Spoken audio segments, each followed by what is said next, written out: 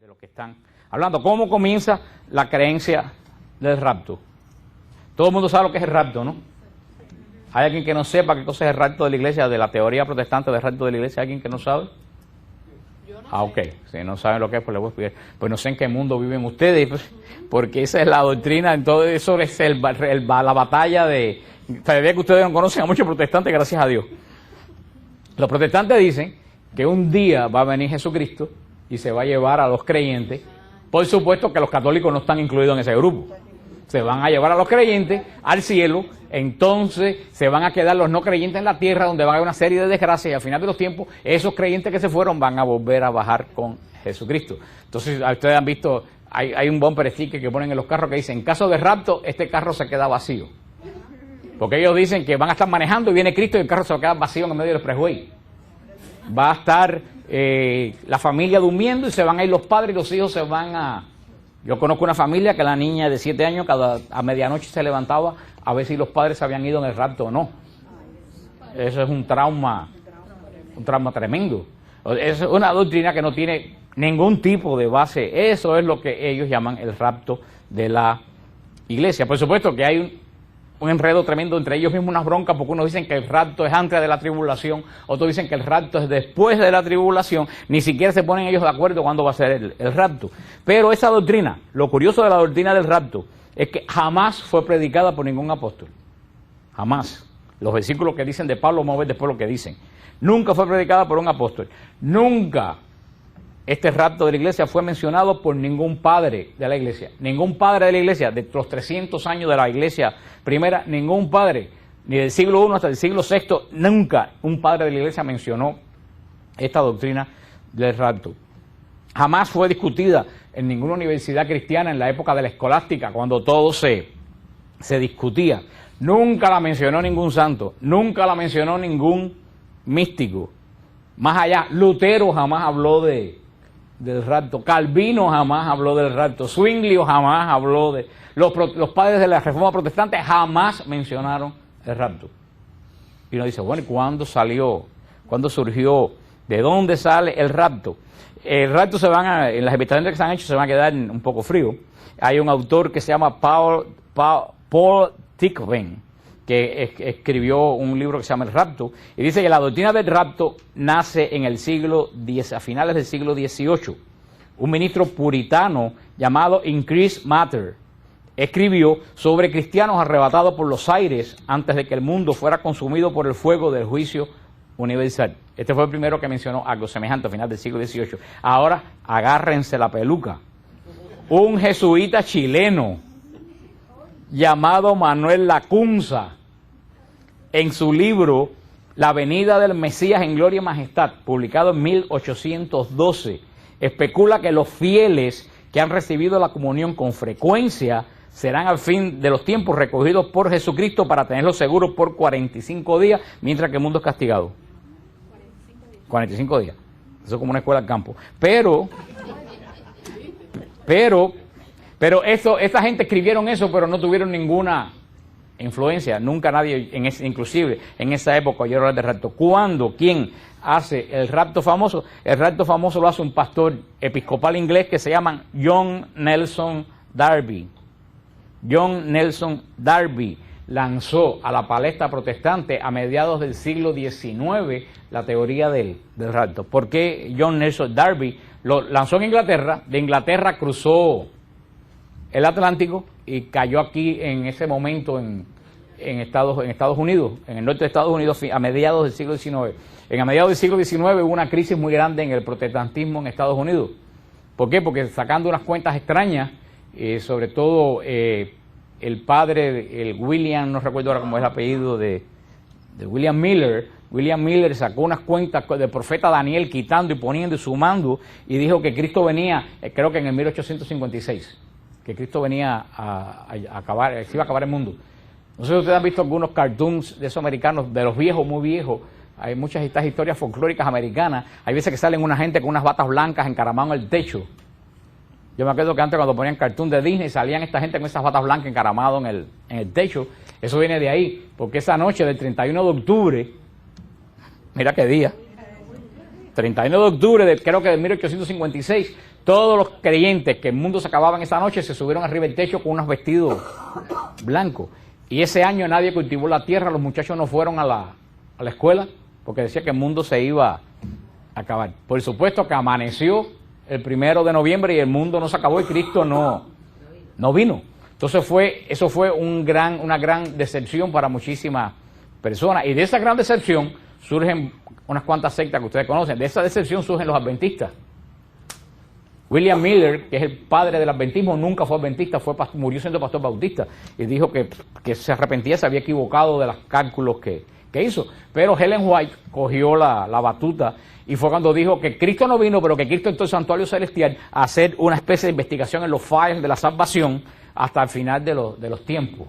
Ellen White salió porque hubo gente que no se dio por vencido. Pasa como con los secretos de Fátima. El tercer secreto de Fátima ya se dijo públicamente delante de Lucía y la gente sigue insistiendo e insistiendo que ese no es el secreto, que hay un cuarto, que escondieron el secreto. Eso pasó también, porque nosotros no nos resignamos muchas veces a las cosas. Y Ellen White fundó el adventismo basando en esa doctrina de la entrada de Cristo en el santuario celestial a hacer un rechequeo de la salvación de la gente. Russell fundó los Testigos de Jehová en esa época también de esa decepción, que se llamó la Gran Decepción.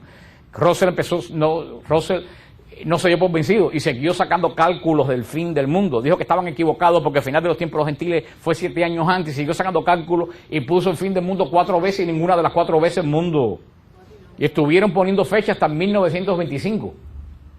Y tampoco el mundo. Russell salió de ahí. Y esto del rapto, John Nelson Darby saca esto del rapto en ese momento, para poder un poco paliar el fracaso de esta segunda venida de Cristo que nunca vino. Y saca la teoría de el rapto, que Cristo no vino, pero que en un momento que nadie sabe, ya no se atrevió a sacar cuenta, a hacer cálculo, que en un momento Cristo... Entonces esa doctrina, como estaba la efervescencia del fracaso, porque fue un fracaso estrepitoso aquel 31 de octubre cuando Cristo no vino. Pero no se asombren, ustedes no se acuerdan hace como 6 o 7 años que dijeron que unos platillos voladores iban a bajar en la montañita del Miami Park. Y ahí se fueron toda la gente con batilongos blancos a ver los platillos voladores que iban a bajar. Eso fue hace 5 o 6 años y ningún platillo vino y no pasó nada. Si la Iglesia Católica anuncia algo y no pasa, nos tragan. Y ahí fueron todos con sus batilongos blancos, cada vez que pasaba un avión decían que era el platillo volador que iba a bajar. Pues entonces, este concepto del rapto surge, coge fuerza y cruza el canal, cae en Estados Unidos en los revivals estos metodistas y pentecostales del principio del siglo, y de ahí se adentra en iglesias como la luterana, como la bautista, que nunca en la vida tuvieron ese tipo de doctrina en sus enseñanzas. Y de ahí, hasta el día de hoy, esto ha estado en la iglesia protestante, la doctrina esta de rapto, y eso es una de las cosas que hablan continuamente. En teología hay un axioma que es muy cierto, que dice que cuando algo es nuevo no es cierto. Y se lo voy a repetir, si algo es nuevo, no es cierto. Porque el Señor reveló ya todo lo que iba a revelar. Lo reveló en los primeros siglos de la iglesia, cuando los grandes concilios pusieron la base de la doctrina cristiana. Es muy extraño que el Señor, una cosa tan importante, se lo trague por 2000 años. Y que nadie anteriormente en la iglesia se haya dado cuenta de eso, como el anuncio ese que yo le hablo cada rato a ustedes, porque yo me quedé impresionado con el anuncio del pastor Barbón, que sonaban unas trompetas y decía revelación oculta del principio de los tiempos, y que descendió en el pastor Barbón aquí en Hialeah. Así que imagínate tú, una revelación que por 2000 años ha estado oculta para todo el mundo. Entonces, bueno, ¿qué hizo el Espíritu Santo en estos 2000? Acuérdense, y eso aplica inclusive para nosotros los católicos, algo que en teología que es nuevo, no es cierto. Las Escrituras, hemos visto las semanas anteriores, las Escrituras dan testimonio de una única segunda venida de Jesucristo y de una única resurrección corporal de los justos para bendición y los injustos para castigo.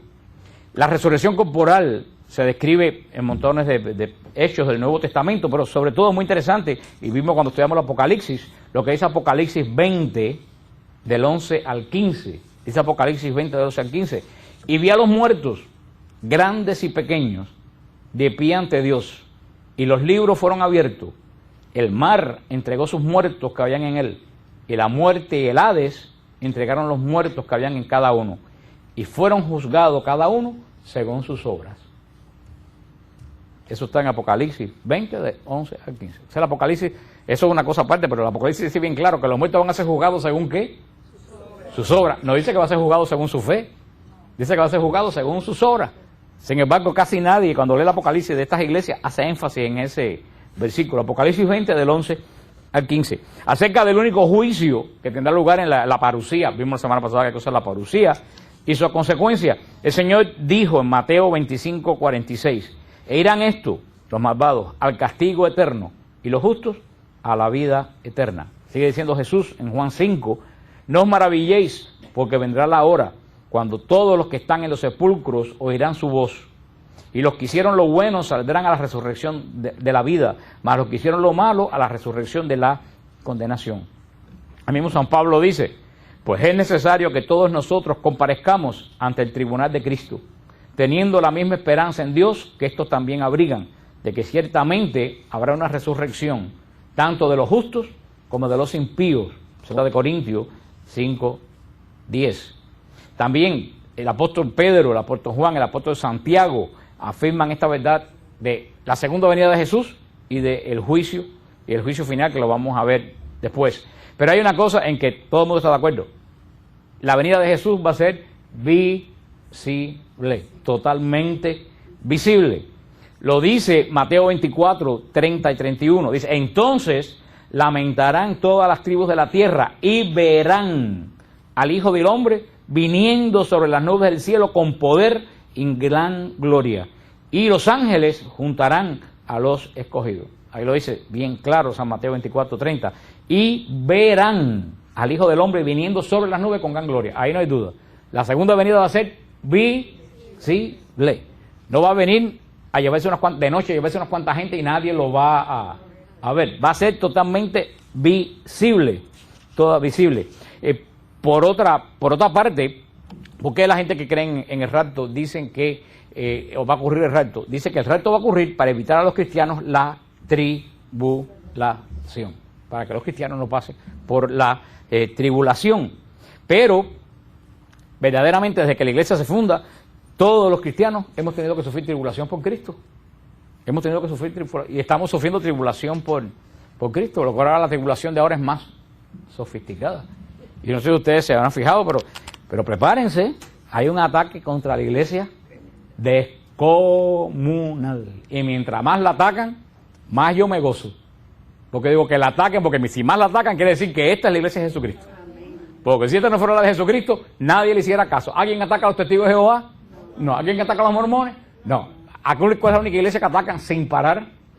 Y le pongo un ejemplo, y se lo he puesto 40 veces. Los luteranos bautizan niños. Los ortodoxos bautizan niños, los metodistas bautizan niños, los presbiterianos bautizan niños, los anglicanos bautizan niños, los episcopales bautizan niños. Sin embargo, cuando se ataca que bautizan niños, ¿cuál es la única iglesia que atacan? A la católica. Entonces dime tú si eso no es un signo o una gran hipocresía.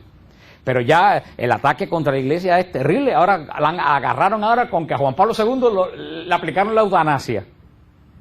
¿No han oído eso? Esa es la última que está en la... Que a Juan Pablo II lo mataron los cardenales.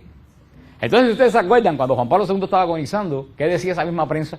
Que los cardenales querían alargarle la vida a Juan Pablo II para mantenerse ellos en el poder, y que por eso lo estaban haciendo sufrir y lo estaban manteniendo artificialmente. Y ahora esa misma gente dice que no, que lo mataron antes de tiempo. O salió otro escrito en el New York Times espantoso sobre la Madre Teresa de Calcuta, diciendo que es una farsante, que fue un producto hecho para venderlo como se venden. O sea, están atacando todo lo que es santo en la iglesia. Ellos no pueden soportar que hubieron dos figuras que se robaron el show en el siglo XX, que fueron Juan Pablo II y Madre Teresa de Calcuta. Y a un punto que ya yo he hecho, como yo no sé en los países de ustedes, pero en los países de mi pueblo, los caballos le ponían unas cosas aquí. Que allá le decían orejeras, no sé si ustedes saben lo que le digo. ¿Saben para qué le ponían a los caballos eso aquí? Para que lo miraran para los lados. Yo me he puesto unas orejeras espirituales. Ya yo estoy, que la Madre Teresa, digo, sí, una vieja sinvergüenza. Que Juan Pablo II sí lo mataron, lo ahorcaron en el Vaticano. Yo me enfoco en Cristo. Yo no le hago caso a ninguna de esas Cosas que me están diciendo, porque esa cosa la está poniendo el demonio para que uno se desenfoque de nuestra misión, que es predicar el reino de Dios. Y perdamos tiempo en discutir tonterías. Yo no discuto. Cree lo que te dé la gana y vete contento para el infierno. Yo me voy a enfocar en lo mío, que es predicar la... Sí, que se vayan contentos al infierno. A mí nadie me va a sacar de la misión que yo tengo, que es predicar el evangelio. Y yo les recomiendo a ustedes que no se presten más atención que si la Madre Teresa, que si el libro, que si Juan Pablo II, que se enfoquen en ¿qué? En Jesucristo. Que sigan para adelante sin mirar, porque que se pongan a mirar con los ataques que hay a los lados, pierde la paz y pierde el juicio. Y esto no es nada, vamos a ver cosas totalmente peores, porque estos ataques son totalmente absurdos. Pero lo que está hablando, las tribulaciones,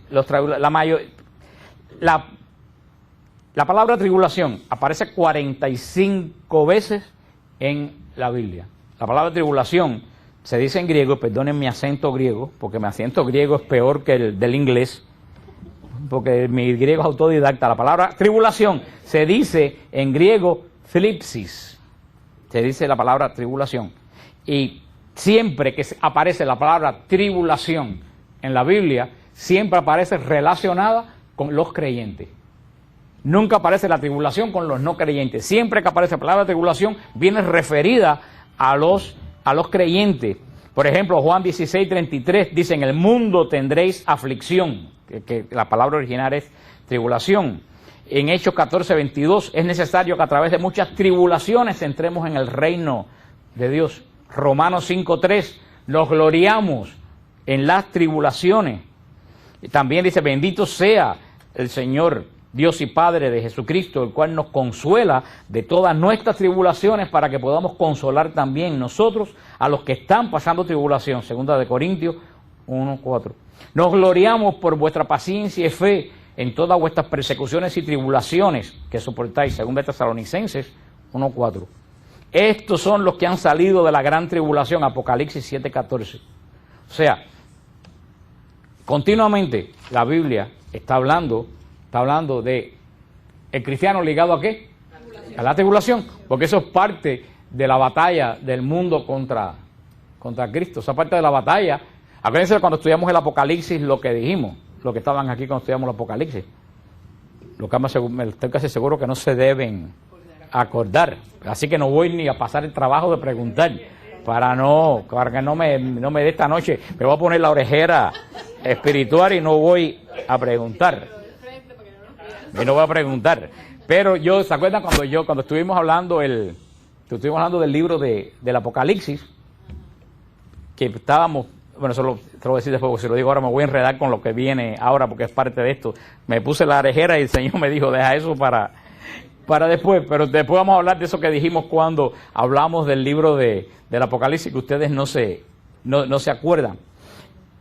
Objeciones contra el rapto.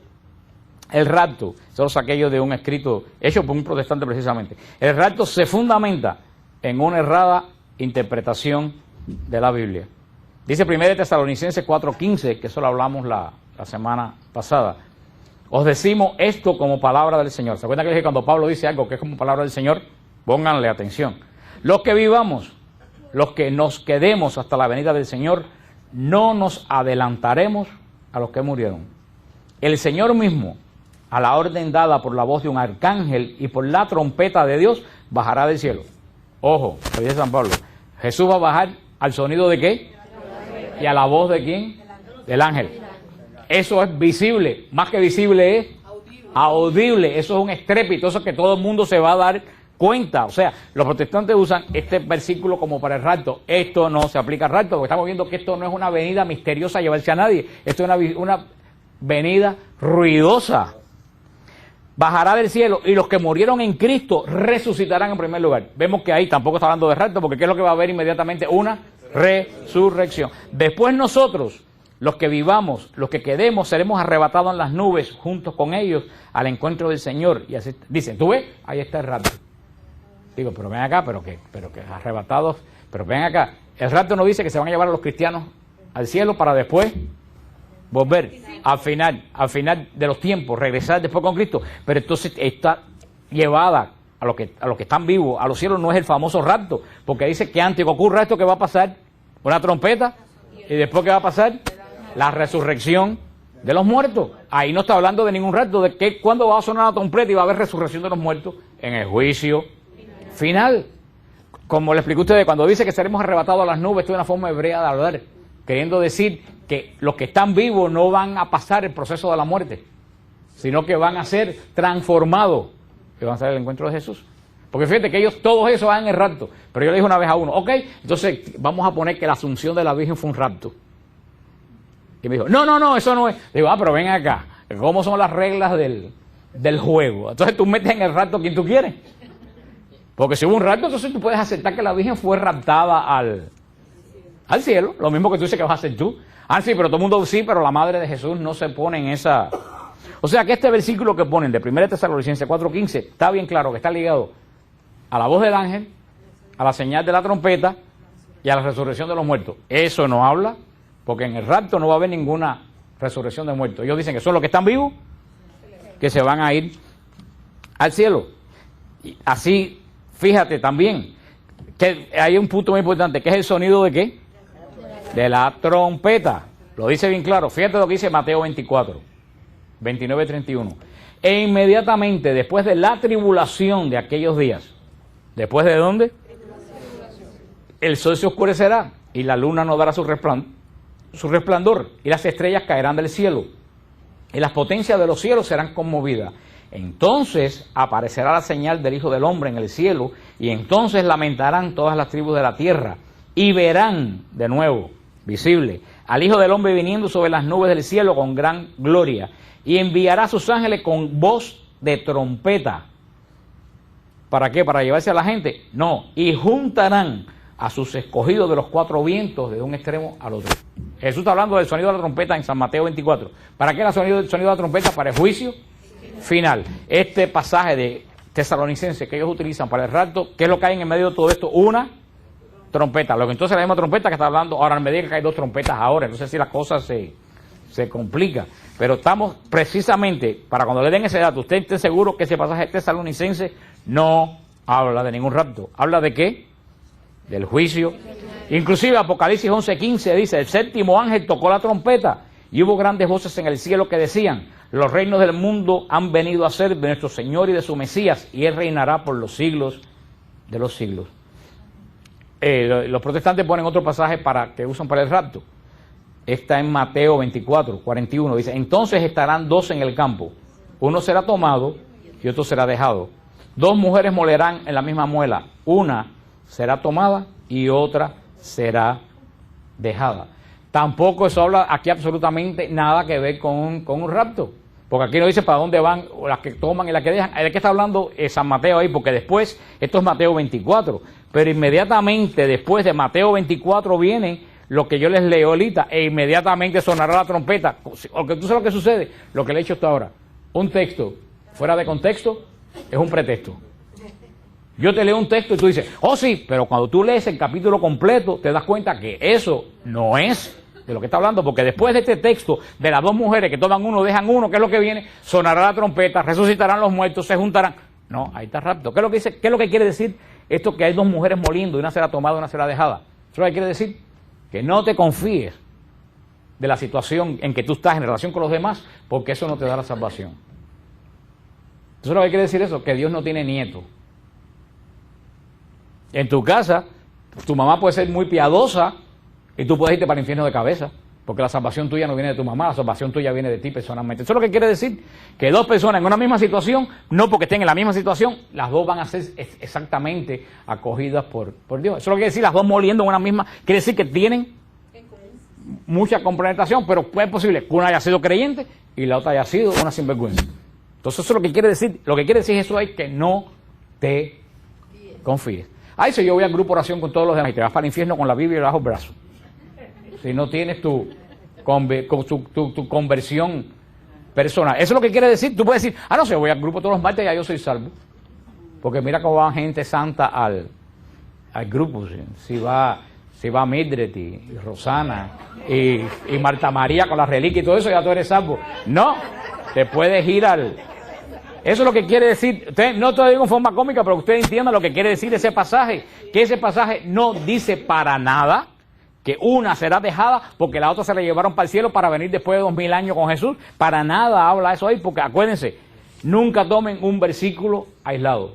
Cuando te dan un versículo con una doctrina rara, ¿qué es lo que tú tienes que decir? Déjame leer el capítulo completo y ver de qué está hablando el capítulo.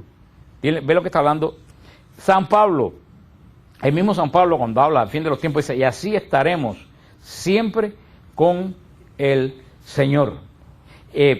Verdaderamente, si tú te pones a pensar en la famosa teoría del rapto, entonces en vez de una segunda venida, hay 3 venidas de Jesucristo. Sí, hay 3 venidas. ¿Cuál es la primera venida? La encarnación. ¿Cuál es la segunda venida? El rapto. ¿Y cuál es la tercera venida? La venida final de los tiempos. Entonces hay 3 venidas. Y en ningún lugar dice que Jesús viene 3 veces. Los ángeles que dicen en el Monte de los Olivos, varones de Galilea, ese Jesús que vieron subir, volverá de nuevo. No me dijo, volverá para llevárselo para después volver. Para nada, dicen los ángeles, que son muy claros. Este Jesús que vieron subir, volverá de nuevo con poder y gloria. Y gloria. Ahora, yo oí al pastor de Alfa y Omega, que ahí sí, ahí llegó ya al extremo de delirius tremens, decir que lo que pasa es que Jesús no viene a la tierra, viene a las nubes. Digo yo, pero acá Jesús es un helicóptero. Porque cuando la Biblia dice tierra, se refiere al planeta Tierra con nubes y con todo. No quiere decir que, no va a tocar tierra porque Jesús se quedó aquí flotando, entonces no vino a la tierra porque no tocó tierra. Pero ¿qué cosa es? ¿Un cohete? ¿O qué? Llegó a decir eso. No, es que hay 2 venidas, porque esa no es venida porque no tocó tierra, porque se quedó en las nubes. Pero señores, ¿a dónde vamos a llegar? Nosotros no hay. Cristo vino la primera vez en carne y solo falta la segunda venida. Esa es la doctrina de la iglesia. Esta venida marcará el fin de los tiempos. De los tiempos. Ese día Cristo reunirá a todos los que están vivos y también a los muertos que hayan resucitado. Después de este acontecimiento de esta iglesia, el tiempo ya no existirá. Porque tienen que, y de eso vamos a hablar después la semana que viene cuando terminemos con esto, el mundo no se destruye, el mundo se transforma. No hay fin del mundo. No es que va a ser y todo el mundo se va a evaporar. No hay fin del mundo. Y lo dice bien la iglesia, el mundo no se acaba, se transforma en cielos nuevos y tierra nueva. No es el fin del mundo. Esta palabra fin del mundo está mal utilizada, por eso la iglesia no usa fin del mundo, dice fin de los tiempos, que es muy diferente. Por eso está mal usada la palabra fin del mundo. Y por eso la gente se aterroriza, porque piensa que va a llegar un momento que todo se va a... No es final de todo, al principio, al contrario, es comienzo de todo. Ahora, los testigos de Jehová dicen que originalmente cuando John Russell funda los testigos de Jehová, ellos dicen que solamente 144,000 van a ser salvos. ¿Por qué? Porque en ese tiempo el pobre ni pensaba que iban a llegar ni a 20,000. Y él dijo, bueno, de aquí a que lleguen a 140,000, ¿cómo es? María corre y Juan gatea. Pero resulta que en el 1920 y pico ya habían 144,000. Mira tú qué clase de problema. ¿Qué hace el cerrar el negocio? Aquí el cupo, como en los viajes al monasterio, ya no hay cupo para la salvación. Entonces, tú sabes, dijeron, no, entonces cambiaron la doctrina, porque los testigos de Jehová cambian de doctrina como las serpientes cambian de piel. Yo tengo un libro original de ellos de 1920 que se llama El Arpa de Dios, que las doctrinas que están ahí, hoy en día ellos la niegan totalmente. Y yo tengo el libro original. Russell celebraba la Navidad y las Biblias de ellos tenían la cruz afuera. Pero entonces, ¿qué dijeron? No, es que estos 144,000 ya se van a ir al cielo con Cristo a dirigir las naciones. Entonces lo que se convierte de ahora en adelante, no se van al cielo, se quedan en la tierra. Así que todos los que se convirtieron después de 1920 y tanto, no van al cielo. Son cristianos de segunda clase. Se quedan en la tierra, en un mundo paradisiaco. Entonces ustedes han visto la atalaya, que hay gente peinando conejos y gente recogiendo manzanas. ¿Ustedes han visto esas pinturas? Yo dije, yo no quiero pasar mi eternidad peinando conejos, recogiendo manzanas. A mí no me conviene eso. Yo quiero irme con Jesucristo.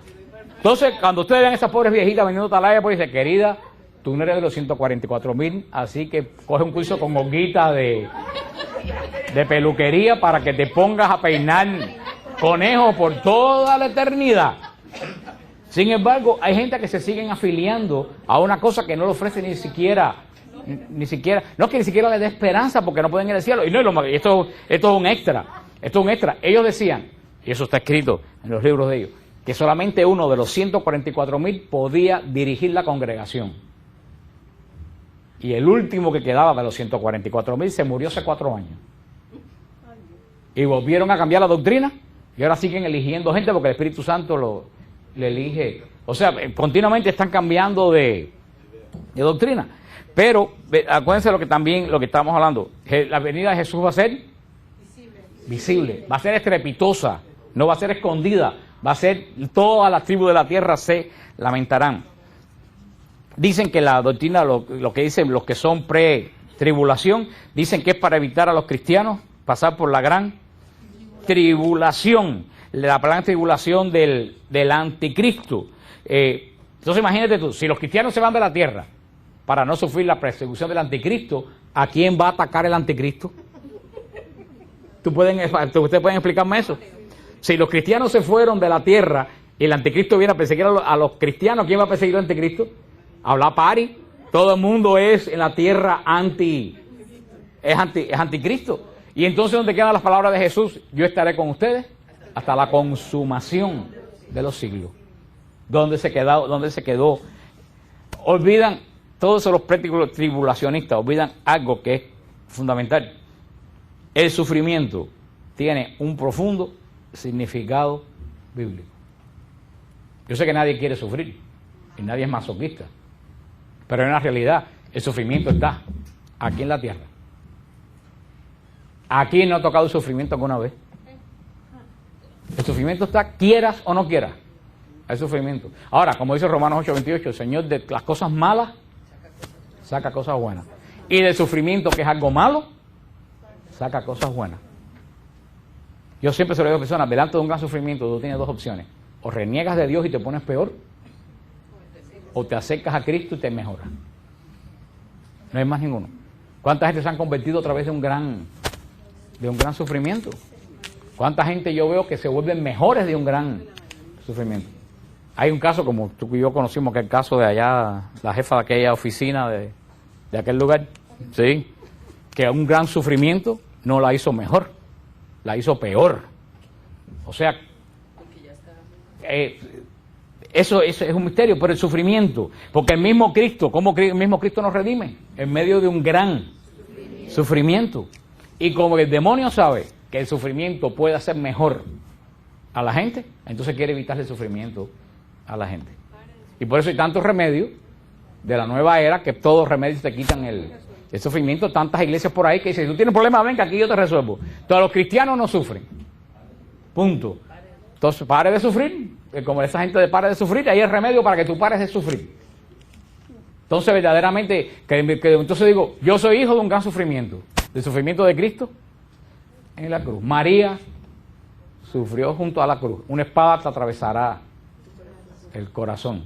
San Pablo sufrió más no poder. San Pedro, Timoteo, Tito, los mártires de la... Te puedo sacar una lista de gente después de Cristo que pasaron por el sufrimiento. Entonces ahora hay remedio para que tú pares de sufrir. Porque a lo mejor el demonio sabe que si tú pasas un sufrimiento, tu vida va a ser transformada en Cristo. Olvidan el profundo significado del sufrimiento en la palabra de Dios. Por eso el mismo San Pablo relata sus propios sufrimientos. Dice San Pablo, yo sufrí en mi cuerpo, yo llevo en mi cuerpo los signos del sufrimiento de Cristo. Que le dice San Pablo a Timoteo, yo sé que tiene unas úlceras, he orado por ti, pero como no te sanas, toma vino. Se va a haber reventado, pobre Timoteo. Porque San Pablo era infalible en fe, pero no en remedio. Porque si el hombre tiene úlceras, le mandó tomar vino. Pero fíjate lo que dice San Pablo, he orado mucho por ti, pero no te has sanado. Eso quiere decir, si la oración de San Pablo, que vio a Jesús en el camino de Damasco, no pudo sanar a Timoteo, también tú sabes lo que quiere decir, que hay cosas que no se sanan. Entonces esta gente dice, no, ven aquí, porque aquí tú vas a salir totalmente sanado. Eso es lo que decía el Padre Tadif, el gran misterio de por qué hay gente que se sanan y hay gente que no se sanan. Pero entonces tú vas a esos lugares y cuando salen tan cojos y tan tuertos como llegaron, le echan la culpa que va. Ah, no, tú no te sanaste porque no tienes fe. Hay que ser cruel. Hay que ser cruel. Para alguna persona, si va buscando sanación, es que esa persona tiene fe de que va a ser sanado. Decirle, tú no te sanaste por falta de fe. Hay que ser cruel. Aparte de todo, son crueles con la gente. Como yo les conté que yo vi a Benny Hinn en Jerusalén, lo vi por televisión, decir, esta noche todo el que venga a mi cruzada va a salir sano. Y esa noche todos los canales de televisión fueron afuera de la cruzada de Benny Hinn. Y salían la gente con muletas. Ese fue el relajo de Israel. Los que no se... Entonces ponían en el noticiero a Benny Hinn diciendo, todos van a ser sanos, y la gente saliendo tal como entraron. Es todo eso. Eso es arrastrar el nombre de Cristo por el suelo en aras de una falsa publicidad. Pablo continuamente nos habla. Jesucristo, el Señor fue también muy claro. Nadie va a saber ni el día ni la hora. Eso que dicen ellos, que en un momento se van a desaparecer millones de gente, ¡puf!, se van a evaporar, casas vacías, carros vacíos. Entonces eso en los otros que no son creyentes, los otros creyentes que no son creyentes nos van a preguntar dónde se metieron esa gente y no van a llegar a la conclusión. Entonces vamos a arrepentirnos, vamos a cambiar. O sea, eso es todo algo verdaderamente ilógico. Lo dice San Pablo en 1 Tesalonicenses 4, y hemos usado este versículo continuamente, por lo cual os decimos como palabra del Señor, lo que vivimos, que habremos quedado hasta la venida del Señor, no precederemos a los que durmieron. También 1 Corintios 15, 51, 53, he aquí os digo un misterio, no todos dormiremos, pero todos seremos transformados en un momento, en un abrir y cerrar de ojos, al final de la trompeta. Porque se tocará la trompeta y los muertos serán resucitados incorruptibles y nosotros seremos transformados. Porque es necesario que esto corruptible se vista de incorrupción y esto mortal se vista de inmortalidad. Ellos utilizan la primera parte. ¿No ve? No todos dormiremos, pero todos seremos transformados. Ese es el rapto. Pero sigue leyendo en un abrir y cerrar de ojos al sonido de ¿qué? De la trompeta. Volvemos a la trompeta. Mateo 24. ¿Cuándo suena la trompeta? Convocación a juicio final. Convocación al juicio final. No sé, todo esto parece tan sencillo, pero no es tan sencillo, porque siguen la gente haciendo películas, siguen la gente predicando todo esto, gente convencida totalmente que serán arrebatados con el Señor en el aire. Acuérdense lo que yo les mencioné, porque Pablo escribe esto a los tesalonicenses. ¿Se acuerdan por qué yo les dije que Pablo escribe esta carta a los tesalonicenses? Porque los tesalonicenses estaban preguntando qué pasó con la gente que ya se murieron cuando venga Cristo. Porque para nosotros está muy claro, para los primeros cristianos no. Todos esperaban que Cristo viniera inmediatamente. A Cristo no venir, empezara la gente a morirse. Los tesalonicenses empezaron a preguntar, bueno, si Cristo viene yo me voy con él. Es la transformación al mundo nuevo, reino nuevo. Pero ¿qué pasó con los que se murieron? Y Pablo escribe la carta dando respuestas a esas inquietudes. No se apuren, los que murieron resucitarán primero y nosotros los precederemos. No vamos a pasar por la muerte, vamos a ser transformados. Vamos a ser transformados. Hay una serie de cosas que para qué se lo voy a decir, porque se van a enredar más todavía, porque dicen que lo que le está diciendo que si es a la primera trompeta, si es a la segunda trompeta, pero yo creo que he tocado verdaderamente los puntos principales de lo que dice la palabra de Dios en cuanto a la profecía de la segunda venida de Jesús. Segunda venida que es visible, que es audible y que es inmediatamente para juzgar vivos y muertos. Cuando dice que el Señor volverá tal como lo vieron subir al cielo, juntará a los escogidos.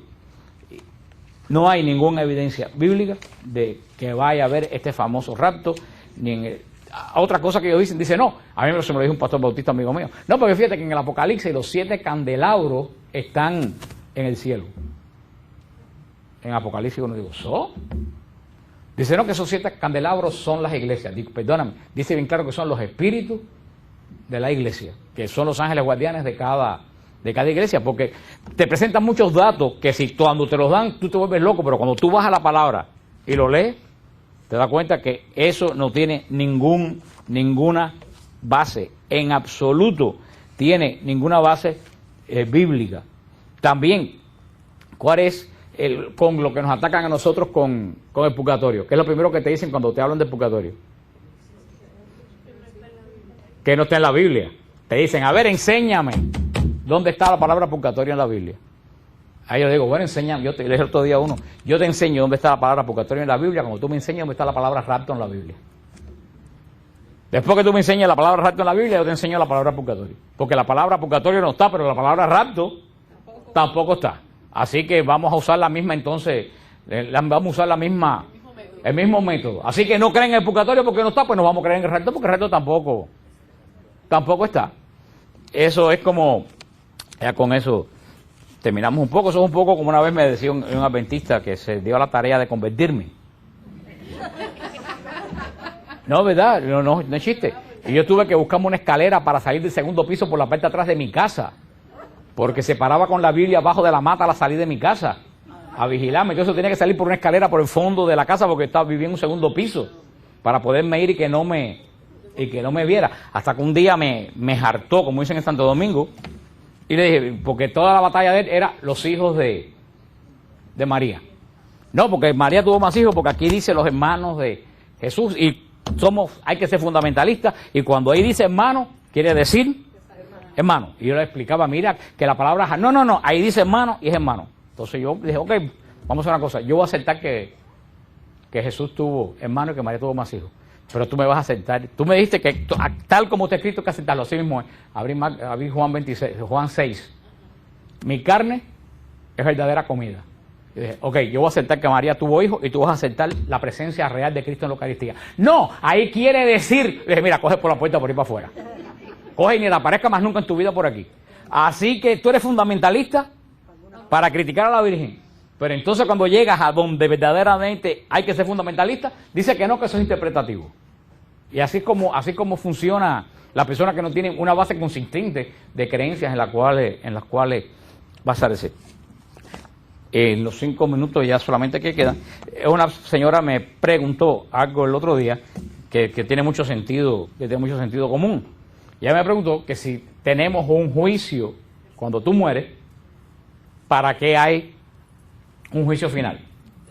Que si entonces hay dos juicios. Y es una pregunta muy válida que a lo mejor ustedes nunca se la han planteado. Pero lo que tenemos que tener bien claro es que la palabra, acuérdense lo que le dije del griego, que el griego tiene muchas palabras para definir muchas cosas. Recuerda que le dije que para nosotros una piedra es una piedra, pero en griego para decir piedra hay 7 palabras para definir piedra. El griego por eso que es tan difícil de traducir el griego. Pero la palabra juicio en griego tiene 2 acepciones igual que tiene con nosotros. Yo puedo decir, yo voy a ir a un juicio por el ticket que me pusieron de la policía por manejar apurado, llevamos un stop. Un ejemplo. Eso es un juicio donde se va a analizar una situación y se va a dar un veredicto, ¿no? Pero ahora yo digo, yo me he hecho un juicio sobre todos ustedes. Ahí yo no estoy diciendo veredicto, yo estoy diciendo que yo tengo una definición sobre algo que yo pienso de ustedes. Ustedes ven como la palabra juicio se puede usar de varias formas. Eso es lo que la Iglesia dice claramente en el Catecismo, que el juicio personal, cuando tú mueres, tú tienes un juicio personal delante del trono de Dios, donde no va a ser una sorpresa lo que Dios te va a juzgar. Porque entonces ese cuento de que tú vas a llegar delante del trono de Dios, ay, ahora que me va a decir, me condeno, me salvo. No, Dios no va a decir nada que tú no sepas. Dios va a sellar sencillamente la vida que tú escogiste a caminar. Punto. Sí, nadie se va al infierno. Porque la gente piensa que Cristo dice, ajá, para el infierno. Entonces la persona dando gritos, ay, yo no quiero ir al infierno, agarrándose de todos los ángeles para ir al infierno y se lo llevan los demonios para el infierno. Hermano, eso no es así. Eso nos va en la misericordia de Dios. Yo estoy totalmente seguro que las personas que se van al infierno quieren irse al infierno, porque rechazan a Dios tan profundamente que ni siquiera ahí quieren ser quieren ser salvos. Es un rechazo profundo, porque son gente que ya han venido durante toda la vida rechazando a Dios. Yo conozco gente verdaderamente que pase lo que pase, ellos toda la vida van a rechazar a Dios porque odian. No es que no crean en Dios, es que odian a Dios. O sea, por eso, ese juicio, más que un ver qué va a pasar, es un sellar. Eso lo explicó bien claro una vez un padre en Radio Paz. Fue sellar un camino que ya tú escogiste. Por eso que dice Cristo, el reino de Dios ya comenzó entre ustedes. Porque desde que tú aceptas a Jesucristo y tú empiezas a cambiar de vida, ya tú entraste en el reino de Dios y ya tú sabes para dónde va. Monseñor Román, cuando lo operaron aquella vez tan grave del corazón, que poca gente sobrevivía en esa operación, él lo dijo bien claro: yo no tengo miedo de ir a la operación porque yo sé a dónde voy. Esa es la certeza. Si tú no estás muy seguro a dónde tú vas, es que tú tienes que hacer cambios en tu vida ahora. Así que si tú no estás muy seguro a dónde tú vas, empieza a hacer cambios, porque si no estás muy seguro, lo más seguro es que pases mucho calor. Así que, por eso, eso va a ser el juicio delante de Dios, más que va a ser un revuelvo, lo estoy repitiendo para que ustedes se lo graben bien, va a ser un ¿qué? Un sellamiento de la vida que tú mismo elegiste. Lo dice San Juan de la Cruz: al final de los tiempos vamos a ser juzgados por el amor. Y yo se lo expliqué a ustedes cuando hablamos en el Apocalipsis del juicio final, que cuando llegues delante del trono de Dios, Dios te va a decir: ven, bendito de mi Padre al reino, si tú te pareces a Él. Si tú eres de la familia de Él. ¿Y cómo Cristo va a reconocer si tú eres de la familia de Él? ¿Por todo lo que dijiste? No, por todo lo que hiciste. Porque un árbol que no tiene fruto es arrancado y echado al fuego. Cuando tú te paras delante de Cristo, si Cristo ve en ti que tú te pareces a Él, tú entras al reino de Dios. ¿Parecerte a Él qué? Lo dijo Jesús bien claro. Porque tuve hambre y me diste de comer. Porque tuve desnudo, me vestiste. Eso fue lo que habló Jesús. Cristo nos dijo: venga, bendito de mi Padre, porque leíste la Biblia, ni porque rezaste el rosario, ni porque sanaste enfermo. Tú puedes tener el don de sanación y irte para el infierno con el don de sanación. Tener el don de sanación no quiere decir que tú eres salvo. Tener el don de sanación quiere decir que el Señor te usa porque tú te dejas usar. Pero en tu vida personal el Señor te va a juzgar no por el don de sanación, sino por cómo tú actuaste en el amor. Y por eso el apóstol Pedro nos da una esperanza tremenda cuando dice: la caridad cubre multitud de pecados. Agárrense de eso. El apóstol Pedro lo dice: la caridad cubre multitud de pecados. ¿Qué cosa es la caridad? La caridad es: no le voy a dar $1 que me sobra a la viejita que está ahí. Eso no es caridad. Esos limones es un insulto. Caridad es el amor de Dios que actúa en mí y me hace ser semejante a Él. Esa es la caridad. Yo no le doy a la viejita $1 que me sobra, yo le doy lo que ella necesita, aunque lo tenga que compartir lo que yo tengo. ¿Ustedes me entienden lo que les quiero decir? Porque a veces que pensamos que porque viene Leonel Portela y sacamos todos los trapos, o el padre Alejandro, sacamos todos los trapos viejos que vamos a botar y los damos, yo soy caritativo. No, tú no eres caritativo, tú eres un fresco. Tú estás dando lo que vas a votar. Tú eres caritativo cuando una persona tiene necesidad y tú tienes $100 y le das 50 de los 100 que tú tienes. Ahí tú sí eres. Y dice San Pedro que la caridad cubre. ¿Tú sabes lo que quiere decir eso? Y eso tiene una lógica tremenda. Por eso Jesús, ¿qué le dijo a la pecadora? Mucho se te ha perdonado porque muchos has amado. Porque amamos a muchos hombres. Porque amamos a muchos hombres, no. Porque tuvo caridad. Porque mucho, la palabra que usó es caritas. Porque mucho se te ha perdonado porque has tenido mucho caritas. Porque has tenido mucho amor hacia los demás. Eso es lo que quiere decir que el día de juicio, si tú tienes tus pecados por ahí, pero tú tienes multitud de obras a favor de los demás, tus ojos, los ojos de Cristo, ¿tú sabes dónde se van a ir? No se van a ir para el pecado, ¿tú sabes dónde se van a ir? Para las obras que tú hiciste en su nombre. Por eso que la caridad cubre multitud. Un amigo mío me dijo: ay, yo sé por qué tú nunca dices que no vas a ir a predicar por ahí. Yo dije: claro, ¿tú crees que soy bobo? Yo estoy preparando mi sombrilla para mis pecados. Pobre que se presente delante de Cristo y no tenga absolutamente nada que presentar. Ese sí está. Como me contaba el padre Andrés, una vez que fue a dar una extremunción a Mary, y me decía que esta persona que estaba muriéndose, yo se lo he hecho a ustedes unas cuantas veces, dice que le decía: mírame las manos, padre, mírame las manos. Y el padre le miraba las manos, no tenía nada. El padre pensó que estaba delirando ya y le decía, se quedaba la angustia: pero padre, mírame las manos. Y el padre le dijo: tranquilo, no tienes nada. Me dijo: padre, eso es lo terrible. Me voy a ir a la presencia del Señor en cualquier momento y no tengo nada que presentarle, porque no he hecho nada por nadie durante toda mi vida. Ahí sí hay un gran problema. El padre se iluminó y le dijo, hijo, no hiciste nada, preséntale la sangre de Cristo, que la vas a aceptar ahora. Pero es terrible que tú te vayas a morir, tú mires para atrás tu vida y tú digas, me estoy muriendo y no he hecho nada por nadie. A ustedes les parece muy extraño, pero hay mucha gente que nunca en su vida ha hecho nada por nadie. Y te dicen, yo no robo, yo no mato, huye de esa gente. Pero yo siempre le digo a las personas, yo conozco gente que no son malas, pero que tampoco son buenas. Cuidado. Ustedes no conocen gente que no son malas, pero que tú no puedes decir que son buenas. Pues ahí hay un problema. Ahí sí hay un problema cuando se enfrenten con el Señor. Ese es el juicio personal. ¿Cuál es el juicio final? El juicio final no es volver a ver los pecados de nadie. Es la definición final que va a hacer Dios de la humanidad. ¿En qué? En los salvos y en los condenados. O sea que el juicio final es el juicio de la creación, el juicio cósmico, el juicio del cosmos, el juicio de todo lo creado desde el principio hasta ese momento. O sea que no es que vas a volver a pasar, sino que es la separación final del bien y del mal, con el último vencimiento del mal. Eso es lo que es la palabra juicio, como la última concepto, el último pensamiento, la última decisión, la última definición. Pero no es que nosotros vamos a tener que pasar por dos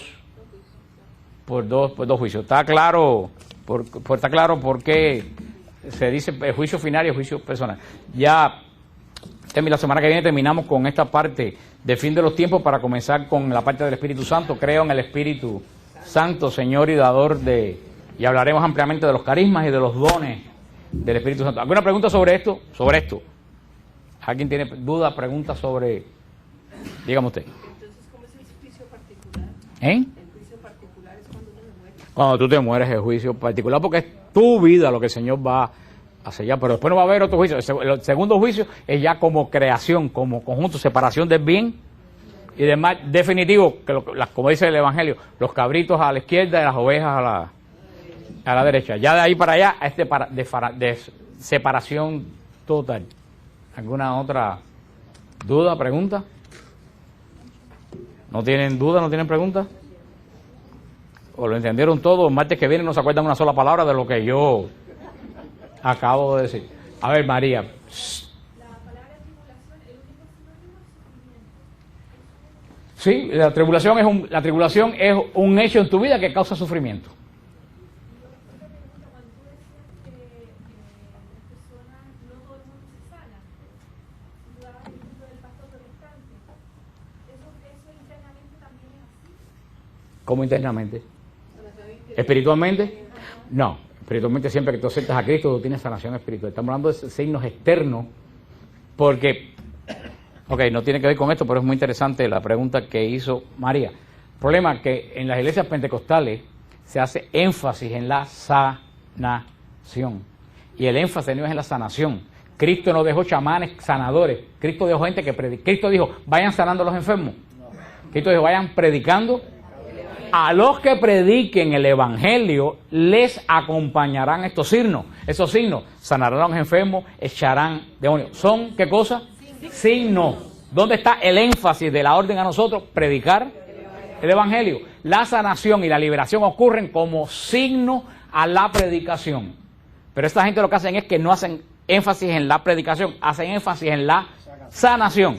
Y no. Tú predicas, cuando se predica la palabra de Dios, el Señor da signos que hay gente que se sana, pero no quiere decir que el signo es que todo el mundo se va a sanar. Son signos que van a ocurrir de sanación, pero no todo el mundo se sana. Eso es un misterio que nosotros sabemos. Un misterio muy sencillo, si tú te pones a dar cuenta, claro que no es así, pero un amigo mío decía el otro día que uno venía al mundo ya con fecha de vencimiento. ¿Qué es lo que quiere decir? Ninguno aquí nos vamos a quedar de semilla. Todos nosotros nacemos para ir al encuentro del Señor. Ese es el final. O sea, eso que yo se lo expliqué el otro día, eso nosotros lo vemos porque nosotros pensamos que la muerte es el final de todo. Cuando tú piensas que la muerte no es el final, es el principio, los mártires, ¿por qué los mártires iban tan contentos que se lo comieran los leones? Porque ellos sabían que en ese momento iban al encuentro de Dios, ellos querían irse al encuentro de Dios. El problema de nosotros es que no estamos muy seguros si vamos a ir al encuentro de Dios. Aquí yo estoy seguro que en Colombia, en Cuba, en Nicaragua, si tú dices arriba, todo el que quiera visa que venga y la coja para Estados Unidos. ¿Ustedes creen que alguien diga, no, yo no quiero Estados Unidos, me quedo viendo la casa de lata que tengo aquí? ¿Ustedes creen que eso todo el mundo quiere conseguir? Bueno, pues cuando nos llega la enfermedad, para morir no sé que nos llegó la visa del cielo. Lo que pasa es que nadie quiere agarrar esa visa, nadie quiere agarrar. ¿Por qué? Porque no estamos muy seguros ni a dónde vamos ni qué vamos a encontrar. Si tú estás seguro a dónde vas y qué vas a encontrar, la visa esa no te asusta. Eso es verdaderamente lo que sucede con este asunto. Pero verdaderamente la sanación es signo de la predicación, pero no todo el mundo físicamente se sana, porque es un signo que ocurre en el lugar donde se predica la palabra de Dios. ¿Por qué no se sana? ¿Por qué otro no se sana? Te enterarás cuando te enfrentes al Señor, porque nadie lo sabe. Y el padre Tardís decía que esa era una de las preguntas más difíciles que a él le hacen. ¿Por qué una gente se sana y otros no? Dice el padre Tardís, yo no sé. Es un misterio de Dios. Yo no sé por qué hay gente que se sana y gente por qué no se sana. Lo que pasa es que nosotros no podemos dar respuesta a todas las cosas de Dios porque Dios es misterio. Y muchas cosas que me preguntan tengo que decir yo no sé. Y el que diga que lo sabe es un mentiroso. Porque eso cae dentro del misterio. Entonces porque Dios no se murió porque Dios no la amó. No, a lo mejor se murió porque Dios la amaba demasiado.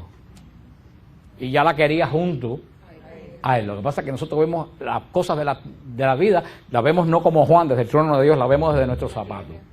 Desde nuestros zapatos. La gente dice, no, porque la niña se murió. Dice, pero ¿tú sabes qué? Esa niña está delante de Dios vestida de una pureza tal como nunca nadie lo va a tener. No conoció el pecado, no conoció las sinvergüencerías de la tierra. Así que muchas veces más que una maldición. Lo que pasa es que estamos viendo las cosas, como le dijo Cristo a Pedro, tú hablas como hombre. Sí, yo hablo como Dios. Por eso, mientras más uno crece espiritualmente, más uno comienza a ver esa realidad. Que una persona de la calle no lo puede entender. Por eso el católico tiene que crecer espiritualmente. Por eso la iglesia tiene tanta gente que no entiende nada, porque son católicos carnales. Todos lo ven a través de los ojos de la carne, no ven nada a través del espíritu. ¿Por qué no lo ven? Porque el espíritu de Dios no ha crecido. El objetivo de conocer a Dios es precisamente crecer y ver el mundo no con mis ojos, sino con los ojos de Dios. Cuando tú ves los ojos al mundo con los ojos de Dios, tú puedes entender muchas cosas que anteriormente tú no entendías jamás. ¿Alguna otra pregunta? ¿Cierro ya? ¿No más ninguna pregunta? Déjame ver que las preguntas. Dígame usted, las preguntas cuando la gente dice cosas interesantes. Dígame usted. Es muy importante cuando se ora por una persona, retomándolo del padre Tardís, que es importante primero evangelizarlo antes de orar por la Claro, no, lo que lo estoy diciendo aquí, la predicación es fundamental. El objetivo por eso que la iglesia dice que no hay misa de sanación en absoluto, porque Cristo sana siempre. El centro es la predicación. Es que siempre que alguien dice que oración, todo el mundo empieza. Exactamente, es lo que estábamos hablando. No, eso es lo que estaba diciendo. El centro de un servicio de sanación no es la sanación. El centro de un servicio de sanación es la predicación. Si no estamos siendo chamanes cristianos. Exactamente, si no estamos siendo chamanes cristianos. ¿Qué diferencia con la nueva era que sana a todo el mundo con cristal de cuarzo? Aquí lo sano con la Biblia. No, aquí lo principal, como lo decía, lo dijo y no sé quién lo dijo, la mejor sanación es la conversión. Esa es la mejor sanación, porque dice Jesús, ¿de qué te vale salvar el cuerpo si pierdes el alma? O sea, la mejor sanación es la conversión. Después de ahí vemos todas las cosas que puedan pasar. ¿Alguien por aquí? ¿Alguien levantó? La última pregunta, doctor. ¿Y qué? ¿Qué pinta Elías en todo esto ahora? Pero eso no fue un rapto, eso no es el rapto que hablan los protestantes. Que cree la iglesia de Elías. Te vuelvo a decir, el que diga qué le pasó a Elías es un mentiroso. Porque no, está adivinando, la iglesia no adivina. Sabemos que Elías fue llevado a los cielos en cuerpo y alma, igual que el patriarca Enoc, igual que la Virgen María. Si el Señor ha preservado esas tres personas de la muerte, lo debe haber preservado con algún propósito que nosotros no sabemos. Y el que se ponga a adivinar pasa como que puso fecha para el fin del mundo. El mismo Cristo dijo, ya Elías vino y hicieron con él lo que ustedes quisieron. Eso es un misterio porque Elías y Enoc fue también llevado al cielo en cuerpo y alma. Es un misterio porque fueron llevados al cuerpo y alma. Deben tener alguna función. Algunos los relacionan con los testigos del Apocalipsis al final de los tiempos, pero tampoco, según cuando tú lees bien los versículos, tampoco está muy relacionado con eso. Así que te vuelvo a decir lo que yo dije, yo no lo sé. Eso pertenece al misterio de Dios, pero prueba Pero que Elías haya subido al cielo en cuerpo y alma prueba que se puede ir al cielo en cuerpo y alma. Así que la asunción de María no está reñida con la Biblia, porque ya hay un antecedente en Elías y en Enoc. Si Elías fue llevado a los cielos, con más razón tiene para que María haya sido llevada a los cielos. A ver, hermana, que te colaste porque había cerrado allá, a ver, dime. Estás colada, dime. Mira, en una misa... Pero ¿es una pregunta o...? No, es una pregunta. Es una pregunta, ok, dame la pregunta. ¿Pero cuál es la pregunta? Pues ya tengo ya que estoy pasado. En un acto de predicación, donde hay sanaciones, unos se sanan, otros no se sanan, no se sabe por qué. Pudiera ser, creo yo, a veces que yo me he hecho esa pregunta, que el Señor no nos sana para que lo tengamos a Él más presente. Pudiera ser, pero no lo sabemos. Eso es cada interpretación, cada uno personal. Pudiera ser, pero yo no digo cosas, yo no asumo cosas aquí del misterio de Dios. Cuando yo no sé algo, yo digo que no lo sé. Porque eso es un vicio de algunas personas, querer darle respuesta a todo. Hay cosas para las cuales, eso que tú dices, es algo que alguien puede pensar. La persona no se sana. Ha habido casos que el mismo caso de San Agustín. San Agustín no se convirtió de primera y pata porque si se convierte Agustín, Santa Mónica se queda fuera del potaje y no se hace santa. Porque San Agustín no se porque Santa Mónica estuvo orando 20 y pico de años y a la larga se santificaron los dos. Hay veces que el Señor se demora en dar las cosas para que la persona doble la rodilla, porque el Señor sabe que cada vez que te lo dé, tú vas a decir, bueno, hasta la próxima enfermedad te veo. Y esas son la gente que yo los veo atravesar por la puerta y yo digo, ahí viene un problema. Porque yo sé que nada más que vienen aquí, cuando tienen un problema, vienen, sueltan el bulto y se van de lo más contento hasta el próximo problema. También es posible que hay veces que el Señor no, pero todas esas son especulaciones. Hay muchas posibilidades por las cuales pueden ser, pero nadie puede especular que es por eso. Ya vamos a cerrar la noche. Y Rosana tenía...